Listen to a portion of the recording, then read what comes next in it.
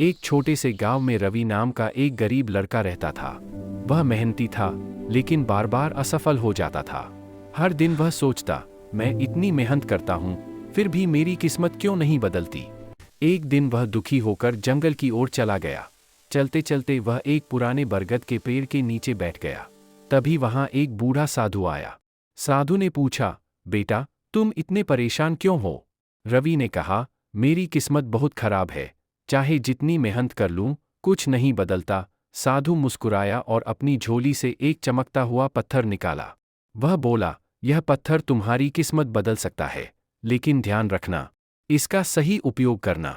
रवि खुश हो गया। वह पत्थर लेकर घर आ गया। अगले दिन उसने सोचा, चलो इसे आजमाते हैं। उसने पत्थर को हाथ में लेकर कहा, मुझे बहुत सारा पैसा चाहिए।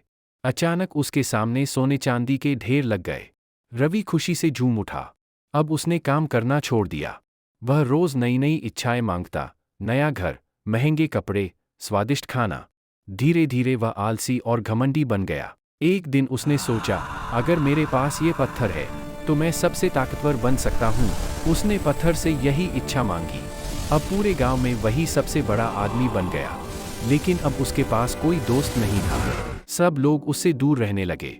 एक दिन वह अपने बड़े घर में अकेला बैठा था। उसे पहली बार एहसास हुआ कि वह खुश नहीं है। तभी अचानक वह पत्थर उसके हाथ से गिर गया और जमीन पर गिरते ही टूट गया। जैसे ही पत्थर टूटा, उसकी सारी दौलत गायब हो गई। वह फिर से पहले जैसा गरीब हो गया। रवि रोने लगा, अब मैं क्या करूं? तभी वही साधु फिर उसके सामने आया। साधु ने शांत स्वर में कहा, मैंने तुम्हें पहले ही चेतावनी दी थी।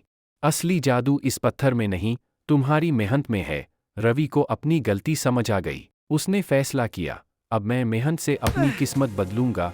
वह फिर से काम करने लगा। इस बार उसने धैर्य और ईमानदारी से मेहनत की। धीरे धीरे उसकी जिंदगी सुधरने लगी और इस बार वह सच में खुश था। किस्मत बदलने के लिए किसी जादू की जरूरत नहीं होती, मेहनत ही सबसे बड़ा जादू है।